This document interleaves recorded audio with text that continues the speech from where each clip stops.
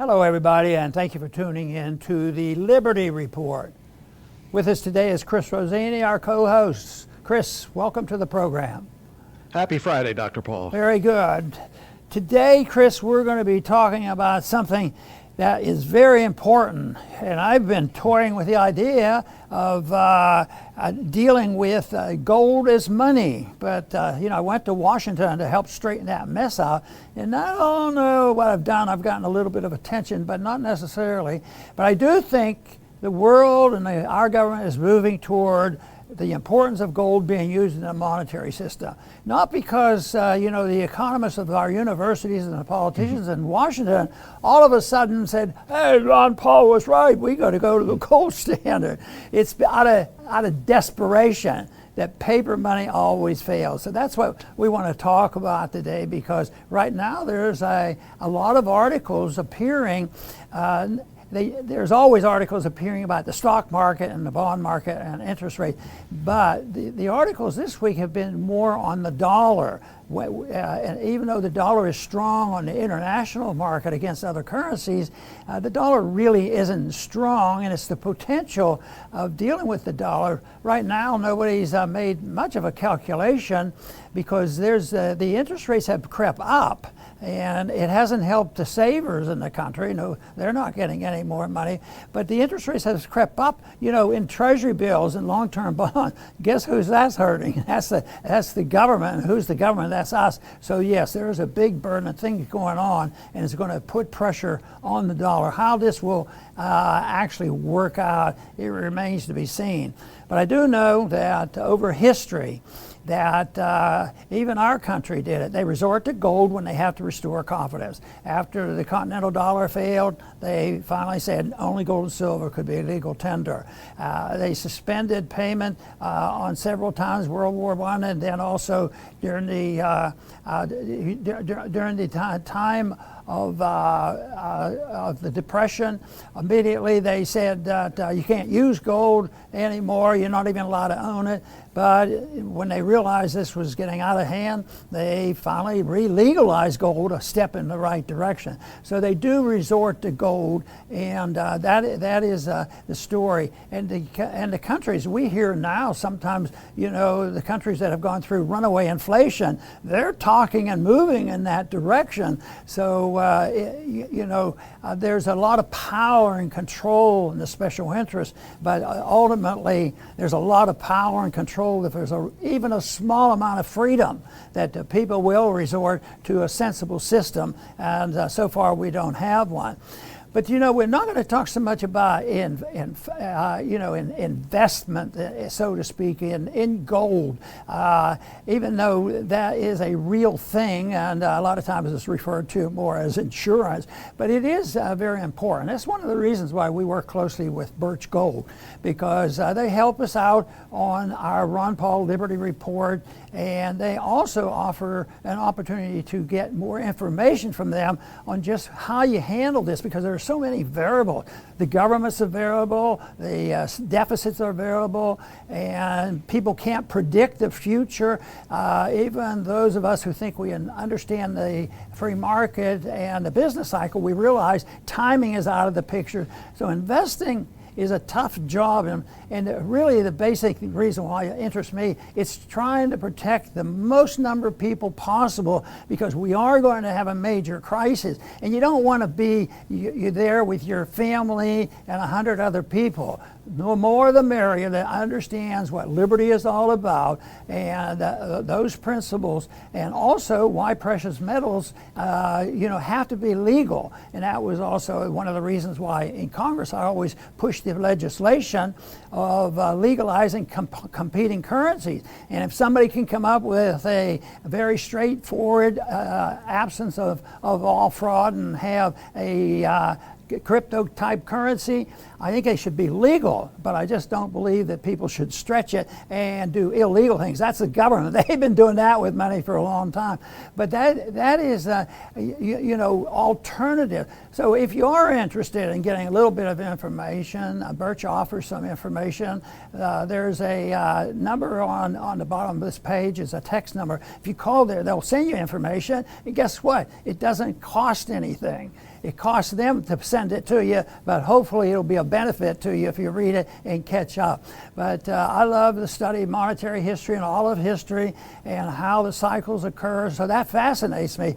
But I also see why gold and silver are part of the answer, because if you believe in a free society, you are going to resort to something of value. And it goes all the way back to the Bible, honest weights and measures. We don't have honest weights and measures. We don't even have a definition of our dollar, and that was destroyed in 1971. It used to be defined in a weight of gold or silver, and this held the government in check, except our government for many, many years under Bretton Woods, we had so much gold and wealth, and we were spared a lot of the tragedy of international war, that we were able to benefit from this, and also owning the reserve currency of the world.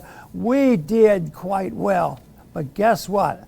The stories that we're reading now about, could this finally hit the dollar? I believe it will. I believe it's already hit the dollar. Prices are going up, and that's an early sign. But it's when the other countries start to reject it, trade breaks down.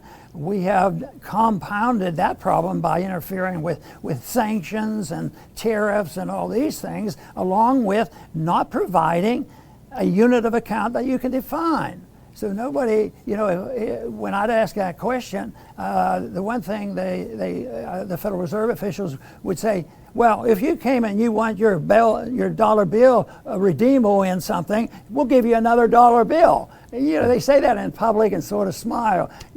So it's silly, but it's really sad, because they don't understand how important that is. But the ones who know how important it is, who benefit from this, because there's always a group of people who will benefit from it, and that's the real tragedy, is the wealthy people will benefit much more so than the average person and the middle class, and that's going to cause and contribute to class conflict. And of course, we have more and more these days noise coming from the cultural Marxists, and they're looking for chaos, and they're looking for controls like this. So class conflict is something that they look forward to, because that offers them an opportunity to introduce their wonderful, wonderful philosophy of Marxism. Yeah, sure. So this is very important. I think definitions are important. Definition of what truth is, definition of what the law is, and also the definition of what money is, and people being required to live within their means and not create wealth out of thin air as our politicians do for the various special interests. Chris. Very good, Dr. Paul. Yeah, the Federal Reserve is about as anti-American institution as you can get. It is a group of banks that make up the Fed, and they were given monopoly control over our money. This is totally unconstitutional, but its primary purpose, the Fed, is to take care of the biggest banks and make sure that they're always made whole. So when the biggest banks get into trouble, Fed prints the money, makes them whole, and the rest of the population has to pay for it. I mean, what a terrible system, but they got away with it, and we've been living with it for 100 years. And their primary goal is self-preservation. That's always the top priority. Make sure the biggest banks are going to be okay no matter what we're going through. And they will seek to preserve themselves even against other central banks around the world. I think, we're now seeing the euro is dropping, the British pound is dropping, and they're, suffering tremendously, their economies in Europe. And the dollar index, as Dr. Paul pointed out, it's at the highest level since 2002. But that does not mean that the dollar is healthy. It just means that the other currencies around the world are falling apart even faster.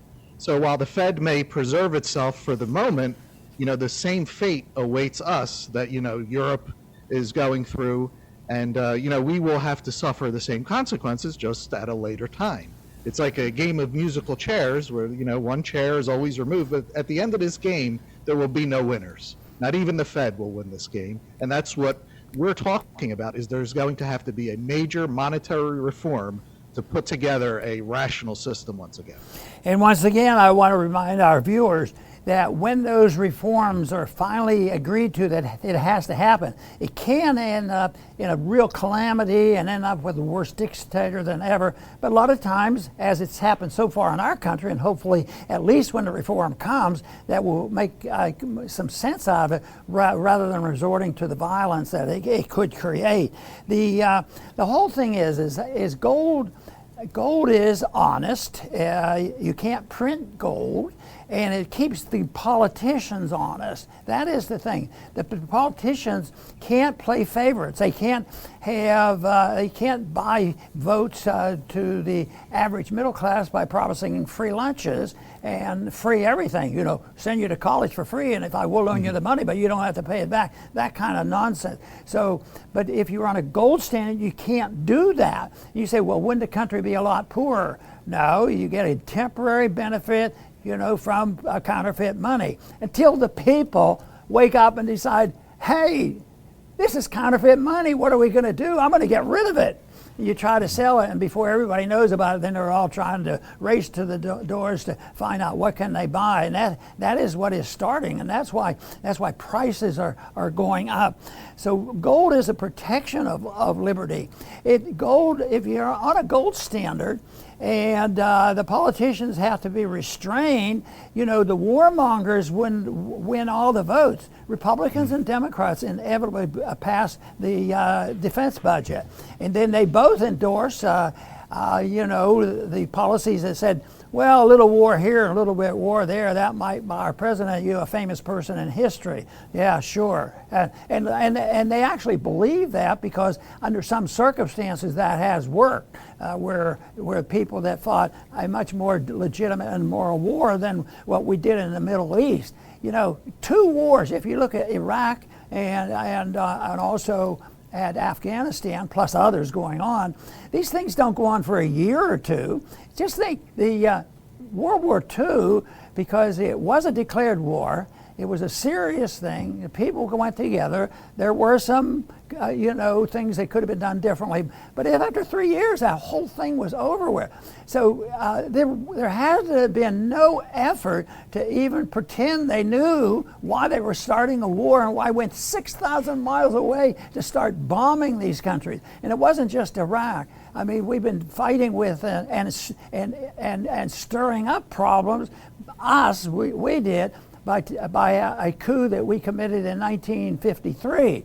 So it goes on, and the threats continue. And if we had a gold standard, do you think we would have bombed as many bombs that we did just in Ukraine?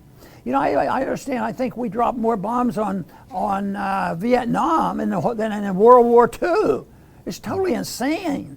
I mean, it's the destruction of wealth, destruction of lives, foreign lives and American lives. It just goes on and on. And if we can't learn a lesson from Vietnam and now the Middle East and these other places, there's something wrong with us because the evidence is so strong. The evidence is there.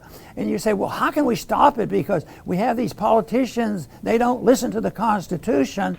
That is true. But I tell you what, if you had honesty and money, they would be restrained. But it also would mean that if we had a very much restrained government monetarily and constitutionally, there would be no incentive to send people to Washington. There would be no incentive for the bureaucracies. There would be no incentive for the bailout and the subsidies and the deficits and the war and the welfare. The incentive would be gone. You say, oh, wouldn't that be terrible? There'd be so much chaos. Yeah, wouldn't it be terrible if the federal government wouldn't be hiring more IRS agents to collect more money from the poor people and the middle class and then pass on the benefits to the wealthy? Oh yeah, you didn't have to pay taxes and you worked hard and you got to keep what you earned. And I mean, yeah, that's real chaos. But if you look at our inner cities in the last 2 years, that's a symbol of what is coming. It's some people say, well, that's settling down right now. Not really, to some degrees, less in the news maybe, but that is still there because that is a natural consequence of us being involved way too much. And think of the calamity and loss of liberty when it was decided upon that the medical treatment for all people in this country should be handled by the government, even to the point of micromanaging exactly who should get a shot and not a shot. At the same time, somebody's making profits, and then picking up a whole class of people, like kids under 5, and saying, oh boy, this is a fertile field. I bet we can scare the mothers now, and we'll just start selling them. And they have stockpiles already for these vaccines, and now they're just discovering that some of the side effects from it. So it's a system that would be restrained to some degree. You still need a pot of morality in those that end up getting to Washington. But I'll tell you what, it is something that if you have an honest monetary system, there are restraints because you can't afford it, and people would have to work and take care of themselves. That would be a big difference. Right, Dr. Paul. And earlier I mentioned how the Fed's top priority is self-preservation and preservation of the biggest banks. And, no matter what we have to suffer to make that happen. But, Congress and politicians have the same self-preservation mentality, too. And that runs up sometimes against, what the Fed wants. Politicians, they want to spend money that they don't have. They have 30 trillion in debt. That doesn't stop them at all. So they keep sending, every week we hear about billions more going to Ukraine, climate waste and subsidies and all that nonsense. Then you got the student loans. They find any excuse whatsoever to keep spending money to just keep this artificial bubble going. And, I saw yesterday Powell, the Fed chairman, says, this spending, this is unsustainable. And he's been raising rates, consistently. And wouldn't you know, the big spenders are not very happy about this. Elizabeth Warren is already saying, if the economy goes downward, it's the Fed's fault. So you can see that they butt heads. They want to keep printing, and the Fed, like I said, they want preservation. They don't want to destroy the dollar. They'll gladly take a recession, depression, before hyperinflation. At least that's what I think. So they may have a PR problem if Congress is upset that their printing press is getting tapered back a little bit. So we wouldn't have these problems without a central bank. We only have these problems because it exists. It should not exist.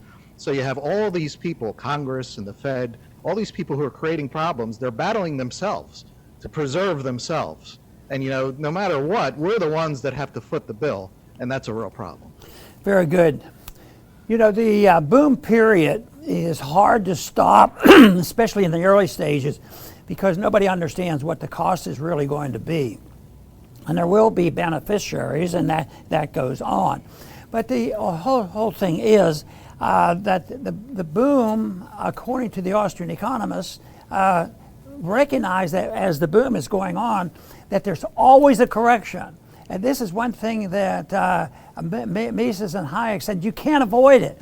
If you inflate even a little bit, you have to have a correction. It might not be as big as the one coming, because right now we're facing the biggest boom ever because of the power and the influence of the American economy and our political and military power. So the bubble is bigger than ever. But everything that they have said about the business cycle, the Austrian economists, I believe they're really on target there. So they say you can't avoid it, and you can do one thing if you don't understand it and you try to pass over or smooth over the complications, that you make it worse. I think one of the dumbest things I ever read of them worrying about a depression that was brought on by the Federal Reserve inflation for World War I and the 1920s was the onset of the Depression. And that meant there was a desire. The market always wants deflation. They want to wipe out all the bad mistakes, the malinvestments, and all the debt that they can't handle, and get a fresh start. That's the way. That's what the market is demanding. But they had a policy back then in the 30s that the farmers couldn't make any money. Prices were too low, and they were having a great deal of difficulty. And the food chain was interrupted. There were people unemployed and people hungry, and it was a horrible mess. And so what did they do? They say, well, what we need to do is we need to get farmers to make more money. And if they could have more money, then they'd buy more stuff, more tractors and all, and then they could produce this food, and the food is going to go to the people who don't have much money. It was total nonsense. So how were they going to get the prices up? Plow the crops under. People starving across the whole country, so the government goes in there and say, you're going to plow this up, but people get in trouble if you have 10 acres. Oh, you were told you could only have 7 acres. And they'd make them plow it under. That's how insane it gets. And these people, the people who run these programs actually believe they were doing the right thing. They were doing the best they could. But there's others who have other motives. But that is something that, Mises, as early as 1912, identified, the Austrian business cycle early on, and he was one of the first to show that if you print money in lower interest rates and create too much easy credit, people do dumb things, and that means malinvestment. For instance, an easy way to see this is maybe they'll move in and they'll build too many houses in an area or too many cars or something like that. So the consumer has to quit buying, and then there's a correction for that. So it's the malinvestment that goes on, and but Mises identified that in 1912. But Mises and Hayek, both Austrian economists, before 1929 were probably one of the very, very few who predicted the crash. And so but they didn't say what day it was going to occur. No, there's no way to do that because it involves a subjective factor of the panic on people rushing and doing things, and panics are uncontrollable. But if you have certain economic laws that you can believe in and trust. If you print a lot of money and pretend that it's really worth something and cause all these mistakes, that there will be a payment for that. And that's what we're getting now. We're just starting. We're just nibbling away at starting the payment. And a good example of paying for it is, how are we going to take care of all the students that owe a lot of money? Nobody in this country believes they're going to all go to work and pay it off. But back in those days, when I would oppose programs like that, you don't even care about the kids' education. That kind of nonsense. And this is the whole reason why people have to understand it. And I do not know of any other group. Bits and pieces of the business cycle is understood by Austrian economists. It's available. But it's really the Austrian School of Economics. And one thing we should recognize, the great contribution to understanding this has been the Mises Institute under Lew Rockwell. And he's been doing it for years. I think it's 40 years now they've been doing it. They've introduced it. We have no idea how many people have been influenced by that organization. But that is what has to be done, because that is what they did in the 30s. As the universities came out in the middle of the Depression, they had been influenced by Keynes and then Paul Samuelson, who went into our schools and brainwashed our kids, and they had control. Even back then, there was a lot of state control. When the government runs a school, they will promote the government. So that is the reason that people should look for other options if they possibly can. Chris. Very good, Dr. Paul. And I second that. Always visit Mises.org, LewRockwell.com. Wonderful, wonderful sites. A lifetime of education exists on both of those sites. I'm going to close by trying to bust a myth, a very common myth. We know, especially the people that are watch this, that the Fed is the source of inflation. But we live in a big world with a lot of people, and many do not understand that that's where inflation comes from. When you go on social media, you'll see the leftist pundits. They float this idea that corporations are to blame for inflation. It is their greed that is causing inflation, and this is just not true. If corporations are greedy, then they're greedy all the time, not just in 2022.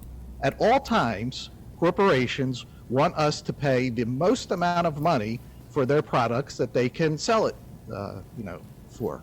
And if you want to call that greed, then it's greed. But at the same time, we want to pay the least amount for whatever they're selling. If I pay less for one product, that leaves me with more money to buy another product. So I'm greedy in that sense. I want to pay the least amount. They want me to pay the most.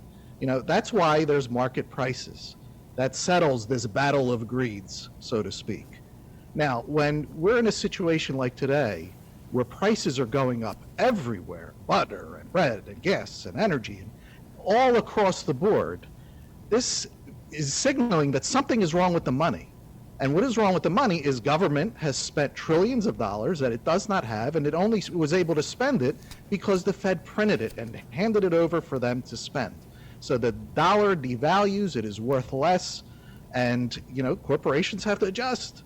They have higher costs, they have to raise their prices. So it's that corporate greed. It's always government spending money it doesn't have, and the Fed printing it, allowing them to get away with it. So that is a major myth that unfortunately a lot of people, they get away with corporate greed. It's always the Fed, and hopefully more people will help come to understand that. Very good. And one thing that goes along with that is the understanding of what capital is. In a free market, it's not too hard to explain. If a person has $10,000 and he saved it and had it, so he wants to go out and start a business, and his job is to find the customers, and if they like his product, and he gets no benefits from the government, he invests it and he produces a product and he sells it and he gets $1,500, so he makes $500, $5,000, and that extra is capital. And he can save it, he can spend it, he can waste it, he can do whatever he wants. And I'm assuming, of course, that under a free market, we wouldn't have to pay taxes on it because the money is supposed to stay there and help him and his family and reinvest it. Now, if you save it, if somebody else borrows it, then it starts another business. But there is a reason to think about capital, because even under these conditions where we don't do savings, see, that's an important factor of the free market, is people work and save, and they guide the interest rate, because the more savings there is, the lower the rate and the more borrowing, and that works out. But if you don't do that, the savings rates, what if the government just gives you the money?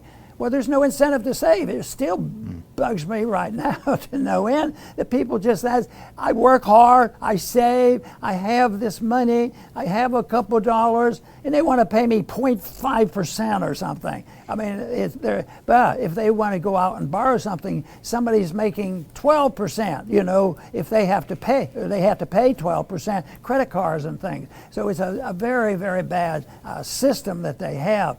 But the capital has to be used, it has to be earned, and the people who just get it from the printed money from government, how can that be capital? That's not capital. No, it is capital, because if it dilutes, if you have $10,000 in the bank and they inflate the currency, print a lot of money, and you don't have $10,000, you only have $5,000 worth of purchasing power, somebody stole your capital, and if you spend it, you can invest it. But the capital is stolen that way, and that is the reason why it's pervasive. The Federal Reserve and that kind of system is so bad. It does introduce the notion that they can hide what they're really doing, and that's why we end up with a medical care system that we have today, which is so sad to me of what's happening. And when I think of the pharmaceutical companies, and if I think of the bureaucrats, and if I think of the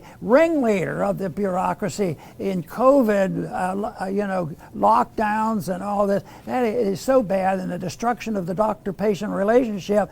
And for all that, the people are probably paying 75% more than it would be in a free market. And we have a couple examples of people running totally free market medical care, and the prices are way down. So that is the reason I concentrate on protecting freedom and protecting liberty and protecting sound money, because that is what is going to enhance, the people's ability, their standard of living, and a much better society.